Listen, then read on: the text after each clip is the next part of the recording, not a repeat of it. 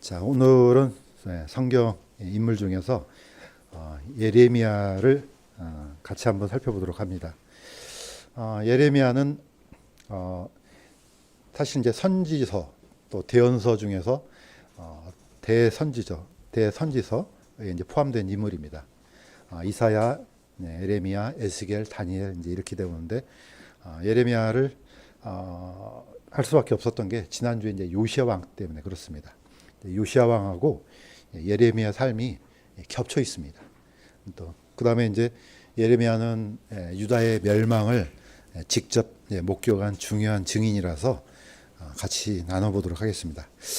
이분에 대한 이 예레미야에 대해서 이렇게 인물을 이걸로 아마 이렇게 한마디로 이렇게 한번 정리할 수가 있을 것 같습니다. 자, 이거는 이제 하나님께서 예레미야를 이제 보낼 때 예레미야가 이제 이렇게 이제 고백을 했습니다. 자, 제가 읽겠습니다. 주께서 내게 이르시되 내가 너를 보내어 말하게 할 모든 자에게 너는 가며 내가 내게 무엇을 명령하든지 너는 말할지니라. 내가 너와 함께하여 너를 건져내리니 그들의 얼굴을 두려워하지 말라. 주가 말하노라 하시고 그때 주께서 자신의 손을 내미사 내 입에 대시며 주께서 내게 이르시되 보라 내가 내 말들을 내 입에 두었노라. 보라 내가 이날 너를 민족들과 왕국들 위에 세워 그것들을 뿌리채 뽑고 무너뜨리며 파멸시키고 파괴하며 세우고 심게 하였느니라 하시니라. 예레미야의 이름이 가장 관련이 된 것 같습니다. 예레미야는 이름 자체가 하나님께서 임명하셨다, 하나님께서 세우셨다, 그런 의미가 있습니다. 그래서 이제 대언자의 또는 선지자의 의미가 가장 잘 나타낸 이름이 아닌가 이제 생각이 들었습니다. 이게 굉장히 중요한 개념이 있습니다. 그래서 한번 보도록 하겠습니다. 보내심을 받은 예레미야. 아까 읽었던 구절 가운데 그 구절은 아닌데 이 대언자가 왜 이렇게 중요한지를 한번 보도록 하겠습니다. 자, 이미 신명기에는 예수님에 대해서 하나님이 이렇게 명칭을 이제 하신 말씀이 있습니다. 주께서 내게 이르시되, 자, 이 모세한테 내가 그들의 형제들 가운데서 너와 같은 대언자 하나를 그들을 위하여 일으키고 내 말들을 그의 입에 두리니 내가 그에게 명령할 모든 것을 그가 그들에게 말하리라. 자, 대언자나 선지자나 또는 사도나 사실은 의미가 비슷합니다. 어떤 거냐면은 보내심을 받았다 이런 뜻이 들어 있습니다. 그러니까 어떻게 보면은 대언이라는 이 말 속에 어마어마한 그런 권위가 숨어 있습니다. 왜냐면은 내가 하는 얘기가 아니고 하나님께서 주신 말씀을 받아서 전달하기 때문에 이제 그렇습니다.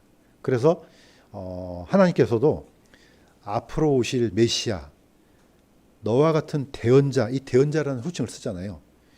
그러니까 예수님이 하나님의 아들이지만은 단순히 하나님의 아들이 아니고 아버지의 말씀을 그대로 대언하는 그런 선지자, 이렇게 대언의 이렇게 사역도 있는 것을 우리가 알 수가 있습니다.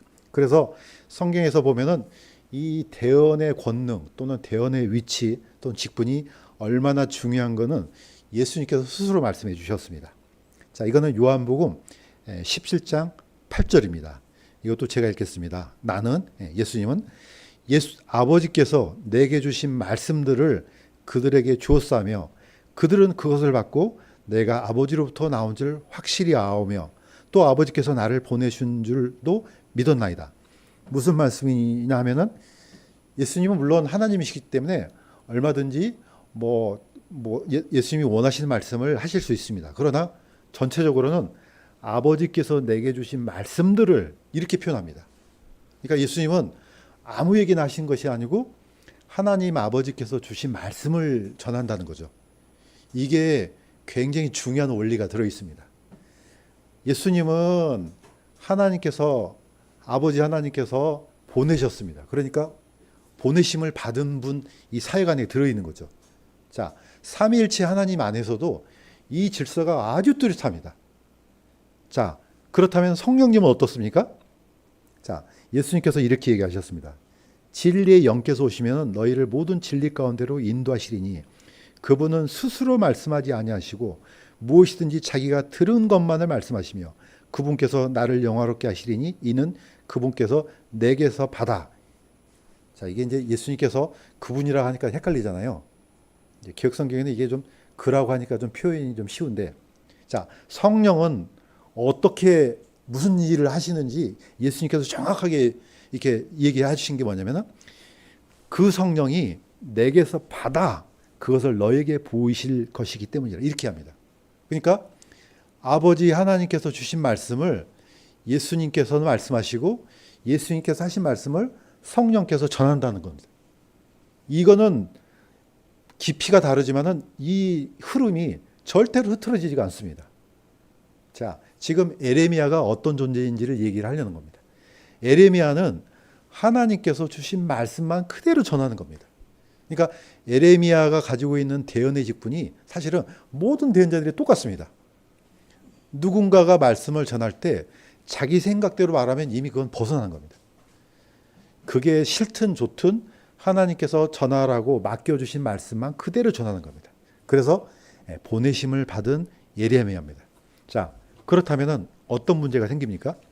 그러면 이 성경은 그러면 이거는 그러면 어떻게 이 의미를 둬야 됩니까? 여기 한번 보도록 하겠습니다. 기록된 성경이 중요한 이유가 있습니다. 요한복음 16장 15절에는 이렇게 되어 있습니다. 아버지께 있는 모든 것은 내 것이라. 그러므로 내가 말하기를 그분께서 성령께서 내게서 가져다가 그것을 너에게 보이시리라. 자, 이 성경은 예수님이 살아계실 때는 기록되지 않습니다. 신약성경은. 언제 기록됩니까? 예수님께서 승천하시고 성령께서 오신 이후에 기록됩니다. 자, 성령의 영감을 받아서 성경이 기록됩니다. 그러니까 아버지 하나님의 말씀과 예수님의 말씀과 성령의 말씀과 또 성령에 기록된 성경이 동일해야 된다는 거죠. 이게 뭐가 중간에 끼거나 뭐가 잘못된 것을 얘기하면은 아주 이거는 큰 혼란에 빠집니다. 분명히 그분께서 내게서 가져다가 그것을 너에게 보이시리라 그랬습니다. 그러니까 성경이 이미 성령의 말씀인 거죠. 왜냐하면 감동해서 기록이 됐기 때문에. 그러니까 예수님의 말씀, 성령님의 말씀, 기록된 성경 똑같습니다. 그것을 전하는 이 대언자의 말도 동일해야 된다는 거죠. 그래서 사도 바울이 이렇게 경고한 겁니다. 자, 이거는 사도 바울 자체가 경고한 거 아니죠. 이거는 성경의 대언의 이 원리 때문에 그렇습니다. 자, 이거는 같이 한번 읽겠습니다. 시작. 우리나 혹은 하늘로부터 천사라도 우리가 너에게 선포한 복음 외에 어떤 다른 복음을 너에게 선포하면 그는 저주를 받을지어다.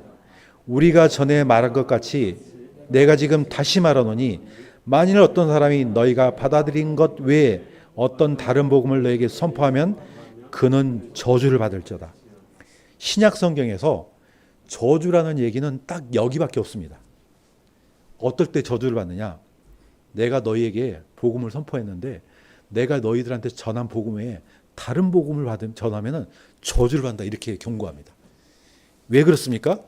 자, 사도 바울이 받아서 전했던 복음 외에 다른 복음이 나타나게 되면 그 다른 복음 때문에 수많은 영혼이 죽게 됩니다. 이거는 어마어마한 무서운 일이죠.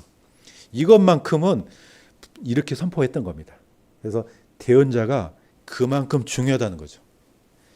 그대로 싫든 좋든 하나님께서 주신 그 말씀을 있는 그대로 전해야 되는 거. 이게 바로 대언입니다. 그래서 에레미야가 바로 그런 위치에 섰습니다. 자, 그렇다면은 에레미야는 왜 고통을 받겠습니까? 이것 때문에 그렇습니다. 에레미야가 고통을 받는 이유. 자, 이건 제가 읽겠습니다. 주의 말씀이 날마다 내게 치욕거리와 조롱거리가 되었으므로 내가 다시는 그분에 대하여 언급하지 아니하며 그분의 이름으로 말하지 아니하리라 하였으나 그분의 말씀이 내 마음속에 타오르는 불 같아서 내 뼛속에 사무치니 내가 참기에 지치고 가만히 있을 수 없었도다. 자, 이게 왜 그러냐면요. 자, 다른 어떤 대언자들보다 에레미야는 더 고통스럽습니다. 왜냐? 에레미야가 전한 대언은 딱 그 포인트가 뭡니까? 유다의 멸망입니다. 앞으로 이 나라는 멸망할 것이야. 이 말을 누가 좋아하겠습니까? 나라도 지금 여기 있는데 어떤 사람이 대언을 받았다고 하나님 대언자를 해갖고 이 나라가 멸망할 것이야 그러면 누가 좋아하겠습니까? 자, 하나님께서 주신 메시지하고 백성들이 좋아하는 이 메시지하고 다른 겁니다. 하나님은 분명히 이렇게 선포하라 하니까 선포해야 될 거 아닙니까? 근데 백성들은 그건 너무 싫은 거예요. 이거는 충분히 이해가 돼요.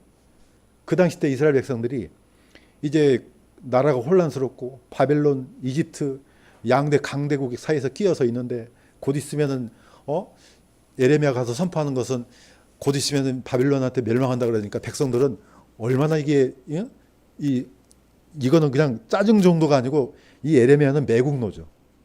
자, 이때 백성들을 속이기에 너무 좋죠. 바로 이 사람이 바로 하나냐입니다. 하나냐라는 거짓 선지자가 이렇게 말합니다. 주가 이같이 말하노라.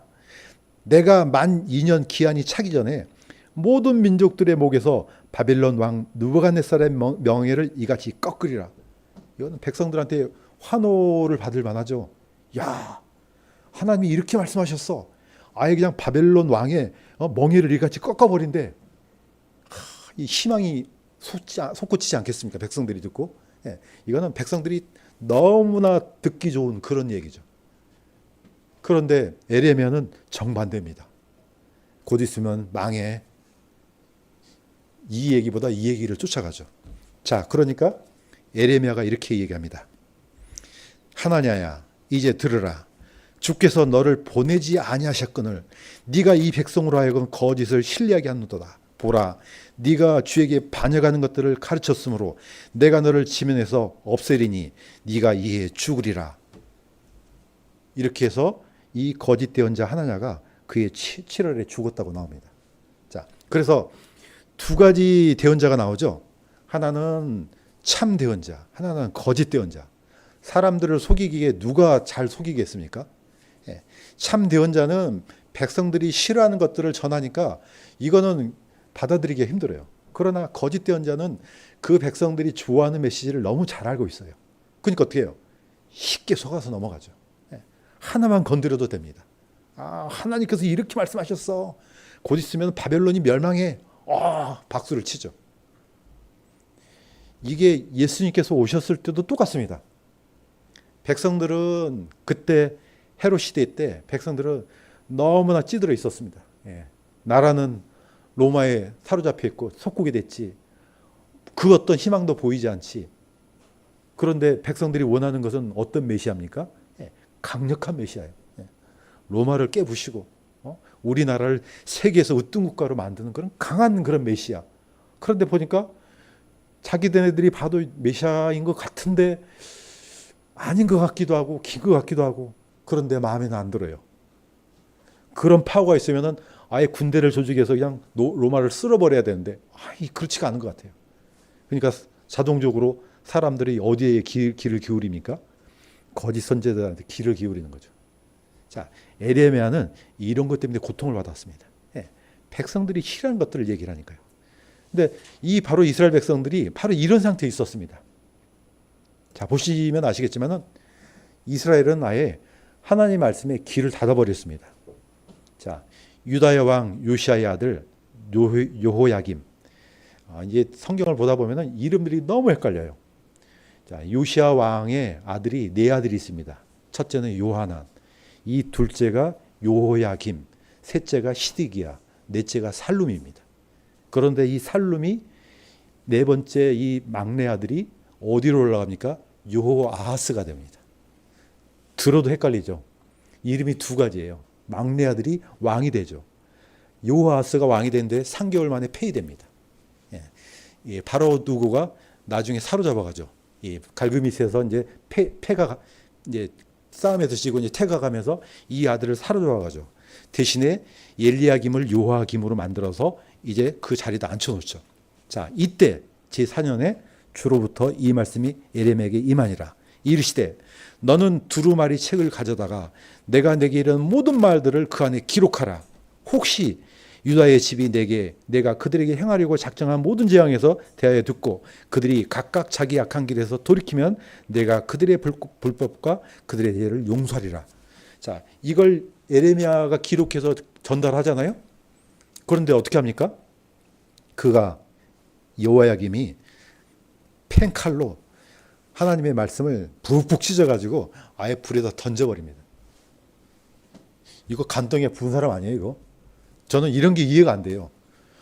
분명히 하나님의 살아계심을 자기네 눈으로 보는데도 이런 두려움이 없다는 게 저는 이게 기적이 아닌가 생각이 듭니다. 그런데 성경을 보면은 이런 사람들이 아주 많아요. 그냥 하나님이 보고 계신데도 전혀 아랑곳하지가 않습니다. 내 마음에 안 든다 이거죠. 이거 하나님께 주신 말씀이 내가 마음에 안 들어요. 결국 무슨 얘기예요? 주권이 나한테 있는 거죠. 내가 보니까 이거 마음에 안 들어. 에이, 불태워버려요. 이 정도면요 거의 양심이 마비되는 정도가 아니고 이거는 거의 사탄에 사로잡힌 정도가 아닐까 생각이 듭니다. 자, 요야김 4년에 그래서 어떻게 합니까? 바벨론에 끌려갑니다. 자, 유다 왕 요야김 통치 3년. 자, 3년, 4년이 이렇게 나오잖아요. 헷갈리게. 자, 4년이라고 기록된 것은 이것은 비즉위년이라고 해요. 3년은 즉위년이라 해요. 이게 방식이 좀 다르더라고요. 비즉위년은 왕이 되자마자 날짜를 세요. 1년, 2년, 3년. 즉위년은 즉위한 다음부터 해를 세요. 그러니까 약간 1년 정도 차이가 있더라고요. 자, 어쨌든 유다 왕 요야김 통치 3년에 바벨론 왕 느부갓네살이 예루살렘에 이르러 그것을 에워쌌더니 주께서 유다 왕 요야김과 하나님의 집의 기구 중 일부를 그의 손에 넘겨주며, 그래서 이때가 이스라엘 역사에서는 1차 바벨론 포로가 됩니다. 그러니까 주전 606년에서 605년. 어떤 데는 606년으로 돼 있고 어떤 데는 605년으로 돼 있어요. 이거는 저도 잘 모르겠어요. 일단 이렇게 돼 있습니다. 자, 이게 첫 번째 포로가 됩니다. 그러니까 요야김 왕 제3년, 제4년에 일대 첫 번째 포로가 누굽니까? 그분이 바로 다니엘입니다. 다니엘이 이때 포로가 됩니다. 자, 두 번째는요. 바로 요야김 왕의 아들 요야긴이 됩니다. 자, 유다 왕 요야긴이 자기 어머니와 신하들과 통치자들과 직무 수행자들과 함께 바빌론 왕에게 나아가며 바빌론 왕이 자신의 통치제 8년에 그를 붙잡으니라. 자, 이게 이제 바빌론 2차 포로입니다. 597년경이죠. 그러니까 1차하고 2차는 약 8년 정도 차이가 되죠. 자, 이때 요야긴 왕 때 사로잡혀 간 사람이 에스겔입니다. 다니엘, 에스겔 이렇게 되죠. 자, 이 광경을 다 누가 보고 있습니까? 예레미야가 보고 있는 거죠. 자, 예레미야는 왜 눈물의 선지자라고 이렇게 얘기를 하냐면은 보지 말아야 될 것들을 다 본 사람이에요. 그 경건했던 요시야 왕의 죽음과 1차 포로와 2차 포로와 그 다음에 마지막 바벨론의 멸망을 직접 목격합니다. 아마 이분은 가만 놔둬도 아마 오래 못 살았을 것 같아요. 아마 암이 생겨서 아마 죽지 않았나 생각이 듭니다. 자, 이렇게 해서 유다가 이제 마지막 이제 멸망을 당하고 백성들이 포로가 돼서 사로잡혀 갑니다. 자, 그러면 원인이 어디에 있냐 이거죠. 자, 원인을 보시면은 심플합니다. 우리가 이제 역사에서 보면은 바벨론 유수란 말을 많이 듣죠. 약간 어려운 말이지만은 사로잡혀 가서 갇혔다는 뜻입니다. 유수, 바벨론 유수 이렇게 이제 표현합니다. 자, 이거는 이미 하나님께서 모세를 통해 마지막 광야에서 이제 가나안 땅, 약속의 땅 들어가기 전에 이렇게 합니다. 만일 네가 주 하나님의 모든 명령과 법규를 지켜 행하지 않으면 이 모든 저주가 내게 임하고 네가 들어가도 저주를 받고 나가도 저주를 받으리라. 이게 이미 율법 하나님의 약속 안에 이미 들어 있어요. 이것을 모세가 이미 백성들한테 얘기를 해줬습니다. 자, 이걸 그대로 가져간 사람이 누굽니까? 요수아입니다. 요수아가 드디어 백성들을 이끌고 이제 어디까지 갑니까? 세겜에 올라가죠. 바로 세겜의 에발산과 그리심산 아마 한 100번은 반복했던 것 같아요. 두 산 사이에 백성들을 사이에 놓고 법궤를 중심으로 양쪽으로 6지파씩 나눕니다. 그 다음에 이렇게 얘기를 합니다. 요사가 백성에게 이르되 너희가 너희를 위해 주를 택하고 그분을 섬기라 한 것에 대해 너희가 너희 자신에게 증인이 되었느니라 하며 우리가 증인이 되었나이다. 백성들한테 얘기했죠. 에발산 네일을 향해서 너희가 주를 떠나고 우상을 숭배하면 저주를 받을지어다. 그러면은 에발산에 있는 6지파가 아멘 합니다. 두 산 사이가 얼마 안 된답니다. 한 1.2km 정도. 그러니까 다 들려요. 대신에 여기서 외쳤던 그 말이 산을 부딪혀서 다시 돌아옵니다. 그러니까 자기네들이 얘기하고 상대방도 듣죠. 자, 그림사는 너희가 이렇게 주를 섬기면 복을 받을지어다. 그러면 아멘 합니다. 그러면 자기가 외쳤던 말이 에발산을 부딪혀서 그림산으로 다시 돌아옵니다. 그러니까 모든 사람들이 다 듣는 거예요. 자, 이 사람들이 뭐라고 했습니까? 너희가 너희 자신에게 증인이 되었느니라 하니까 우리가 증인이 되었나이다. 이렇게 외쳤습니다. 누구를 욕합니까 이제? 자기네들이 언약을 맺었잖아요. 그날 요수아가 세겜에서 백성과 언약을 맺고 그들 위하여 법규와 규례를 세우니라. 이스라엘의 역사는요, 이대로 흘러갑니다. 이 언약을 맺었던 그 대로 주를 섬기면 복을 받고 주를 떠나면 저주를 받는 이 패턴을 그대로 따라갑니다. 이게 아주 반복적으로 일어나는 게 사사기고요. 그 다음에 왕정시대로 돌아왔을 때도 똑같습니다. 나중에는 계속 반복되다가 언제 끝나게 됩니까?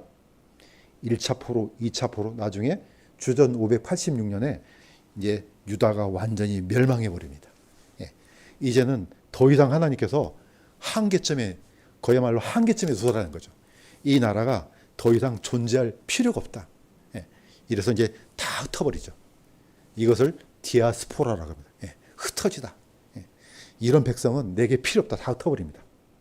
자, 이것을 보고 이제 예레미야가 눈물을 흘립니다. 자, 예레미야의 눈물. 자, 그 마지막이 얼마나 비참했는지를 다 기록합니다. 바빌론 왕이 리블라에서 시드기야의 눈앞에서 그의 아들을 죽이고 시드기야의 눈을 빼고 그를 바빌론으로 끌고 가려고 사슬로 묶었더라. 마지막 왕 시드기야. 요야긴이 사로잡혀 가니까 이제 요시야 왕의 아들, 셋째 아들 시드기야를 그 왕으로 앉힙니다. 자, 이 사람도 11년 동안 다스렸죠. 그렇게 가서 얘기를 해도 말을 안 듣습니다. 나중에는 이 바빌론하고 싸워요. 약 2년이 넘게 항쟁을 합니다. 그러나 결국 도망가다 잡히죠. 느부갓네살 왕이요, 그 보는 앞에서 두 아들을 죽여버립니다. 그 다음에 그의 눈도 뽑아버립니다. 그래서 사로잡아 가죠. 자, 이것을 목격하고 예레미야는 이렇게 기록했습니다. 시온의 딸의 모든 아름다움이 그녀를 떠났으며 그녀의 통치자들은 초장을 찾지 못하는 수사슴같이 되어 뒤쫓는 자 앞에서 힘없이 갔도다. 거의 그림으로 나오지 않습니까? 이스라엘의, 유다의 멸망이 너무 허망한 거죠. 그냥 어떻게 어찌할 바를 몰라서 그냥 쫓는 대로 쫓겨가는 그런 힘없는 그런 나라. 예레미야에서 이렇게 기록이 됐습니다. 자, 내 백성의 딸의 파멸로 인하여 내 눈에서 눈물이 물 있는 강같이 흐른도다. 얼마나 많이 흘렀으면은 이 강물처럼 흘렀다 이렇게 표현했겠습니까? 자, 예레미야는 이 모든 것을 다 보고 다 기록합니다. 사실 예레미야, 우리 이제 제목은 예레미야 애가로 돼 있잖아요. 이 유대 성경의 제목은 애가입니다. 에카입니다. 에카. 그냥 탄식이에요. 이거 번역하기가 너무 힘들어요. 그냥 좀 멋있게 표현하면은 어찌할꼬 이런 뜻이지만은 뭐 어떻게 뭐 이런 탄식입니다. 그게 제목입니다. 이 안에다가 이 모든 역사를 다 기록했습니다. 자, 절망의 눈물이죠. 자, 그런데 이런 눈물을 흘렸던 분이 또 있습니다. 예수 그리스도입니다. 예레미야가 그 예루살렘을 향해서 눈물을 흘렸는데 예수님도 똑같이 흘립니다. 그분께서 가까이 오사 그 도시를 보시고 그 도시로 인해 슬피 우시며 이르시되 적어도 이날 즉 네 날만이라도 너 곧 네가 화평에 속한 일들을 알았더라면 얼마나 좋았으리요. 그러나 지금 그 일들이 내 눈에 숨겨졌도다. 예루살렘의 딸들아 나를 위해 울지 말고 너희와 너희 자녀들을 위해서 울라. 보라 날들이 이르리니 그때에 그들이 말하기를 수태하지 못한 자와 해산하지 못한 태와 젖먹이지 못한 젖이 복이 있다리라. 언제 일어나니까 그렇습니까? 예수님께서 이 말씀을 하신 후에 약 40년 후에 예루살렘이 멸망하죠. 로마에 의해서 돌 위에 돌 하나도 남김없이 다 무너집니다. 자, 바로 이 날이 아브월 9일입니다. 그래서 이스라엘은 아브월 9일, 자, 아브월 9일을 티샤 베아브 이렇게 합니다. 티샤는 9번째란 뜻입니다. 베아브는 아브월에란 뜻입니다. 이 날이 이제 해마다 약간씩 바뀌는데 이날 뭘 읽습니까? 에레미야 예가를 낭독합니다. 여기 모이는 사람들이요 전부 다 에레미야 예가를 읽습니다. 그때를 기억하면서 그 옛날 솔로몬 성전이 무너졌던 그날을 기억하면서 또 똑같이 헤롯 성전이 무너졌던 그날을 기억하면서 이 성경을 그대로 읽습니다. 자, 예레미야도 이 성을 위해서 눈물을 흘렸고 예수 그리스도도 눈물을 흘렸습니다. 자, 그런데 이분들이 이걸 읽으면서 진짜 이 의미를 아는지는 모르겠어요. 어쨌든 바로 그날 끔찍한 일이 일어났기 때문에 예수님께서 무화과 나무의 비유를 배우라 이렇게 합니다. 무화과 나무와 모든 나무의 비유를 배우라. 그날이 가까우면 여름이 가까운 줄을 알라고 하잖아요. 자, 그래서 이스라엘은 여름 그러면은 떠오르는 딱 이미지가 뭡니까? 심판입니다. 우리는 여름 그러면은 지금도 그 여름 그러면은 그냥 저기 뭡니까? 그 시원한 바닷가, 그 이런 게 생각나잖아요. 이스라엘 여름 그러면 이거는 아주 끔찍한 날입니다. 자, 그래서 예수님께서 여름이 가까이 오기 전에, 즉 심판의 날이 오기 전에 우리의 마음을 하나님께 돌이키라는 이 말씀을 수없이 하셨습니다. 자, 그렇다면은 에레미야가 여기서 그쳤을까요? 그렇지 않습니다. 성경은 항상 나쁜 것도 주지만은 좋은 것도 줍니다. 절망도 있지만 희망도 있습니다. 에레미야와 에레미야 예가를 통해서 주신 메시지를 보면은 이게 뚜렷하게 드러납니다. 자, 에레미야는 새로운 언약을 얘기합니다. 이렇게 얘기합니다. 에레미야 31장 31절에서 33절까지. 자, 이거는 같이 한번 읽겠습니다. 시작. 그들이 내 언약을 깨뜨렸느니라. 내가 이스라엘 집과 맺을 언약은 이것이니 곧 그날 들 이후에 내가 내 법을 그들의 속 중심부에 두고 그들의 마음속에 그것을 기록하여 나는 그들의 하나님이 되고 그들은 내 백성이 되리라. 주가 말하노라. 자, 이미 모세를 통해서 선포했던 이 언약은요 깨졌다는 겁니다. 그러니까 사실 그 계약을, 그 언약을 어겼던 대가를 이스라엘이 받는 겁니다. 바벨론으로 다 끌려갔습니다.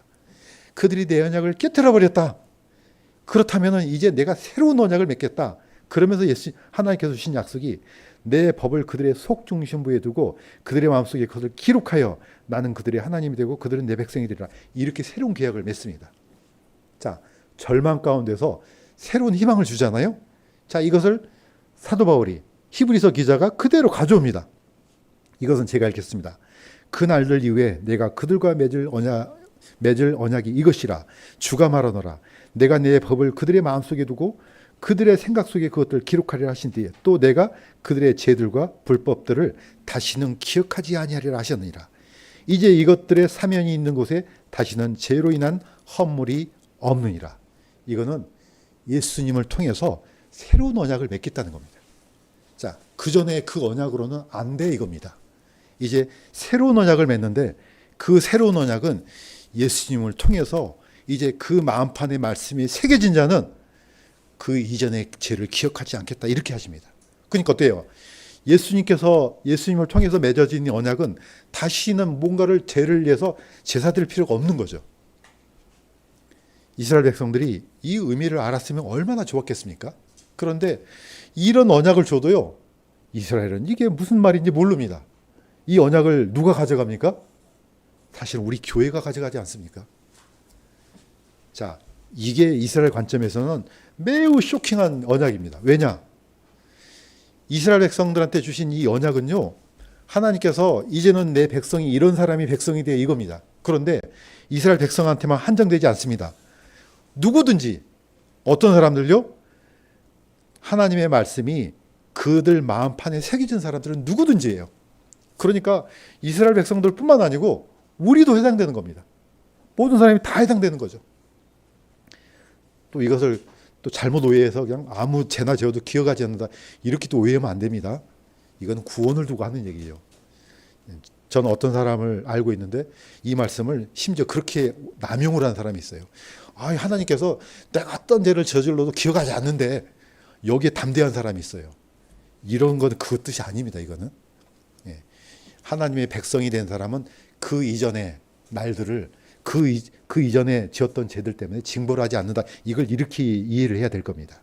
자, 새로운 언약이 맺었는데 이제 마무리를 하겠습니다. 새로운 하나님의 백성. 제가 다시 반복합니다. 그날들 이후에 내가 그들과 맺을 언약이 이것이라. 주가 말하노라. 내가 내 법들을 그들의 마음속에 두고 그들의 생각 속에 그것을 기록하리라 하신 뒤에 또 내가 그들의 죄들과 불법들을 다시는 기억하지 아니하리라. 이스라엘 백성들이 이 언약을 진짜로 받아들였다면 누구든지 구원받습니다. 비록 그들이 옛날에 언약을 깨뜨렸다 할지라도 이 새로운 언약을 다시 맺으면 다시 들어올 수 있다는 겁니다.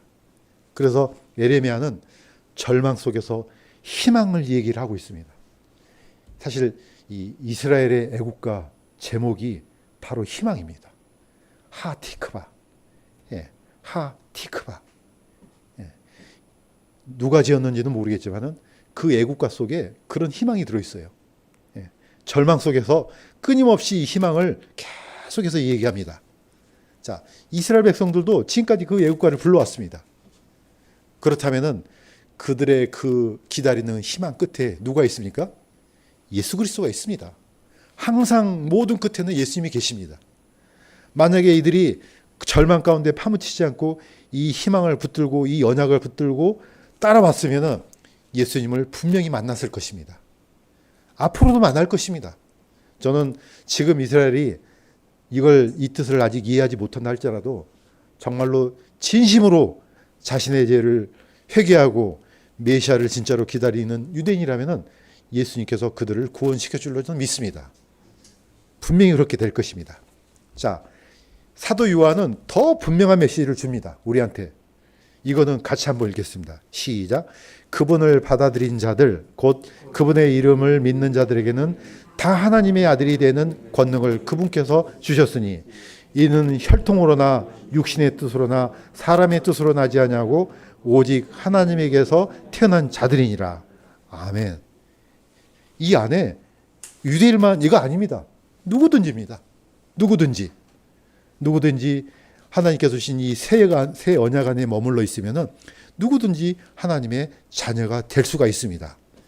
이렇게 해서 에레미야는 자신의 모든 고통 가운데 이스라엘 역사를 다 기록하고 왜 이 나라가 이렇게 망하게 되었는지 원인도 다 기록했습니다. 그 다음에 거기서 끝나는 것이 아니고 새로운 희망을 얘기했습니다. 새 언약을 맺어라. 정말로 하나님께 돌아와라. 그리하면은 그 새 언약이 너희를 구원할 것이다. 잠잠히 기다리는 것이 좋다고 얘기를 합니다. 여기 밑에 있는 그림은 자, 유대인들이 이제 아우슈비츠 어디 수용소에서 갇혀 있다가 드디어 이제 해방됐을 때 이제 찍었던 사진 같아요. 이 사람들이 거기서 죽을 줄 알고 있었겠죠. 그런데 나중에 드디어 독일이 멸망했다는 소식을 들으니까 어때요? 기가 번쩍 뜨이겠죠. 그때 이제 환호성을 지르는 장면을 아마 사진으로 찍었던 것 같습니다. 아마 이게 육체의 해방이 아니고 그 사람들의 짓누르고 있었던 그 영적인 그런 해방이었으면 얼마나 좋았을까 생각이 듭니다. 사실 우리는 이 우리 안에 있는 이 육신, 영적인 고통이 더 큰 겁니다. 여기서 해방돼야지 우리가 비록 육신적으로는 죽어도 영원한 하늘나라에 가잖아요. 그런데 그런 구원을, 그런 언약을 맺지 못하고 아예 육신적인 해방만 부르짖으면 나중에 어떻게 되겠습니까? 그래서 우리는 이 예레미야를 통해서 진짜 중요한 해방, 진짜 중요한 자유, 참된 언약, 참된 자유를 이 예레미야를 통해서 우리가 충분히 알 수 있다고 믿습니다.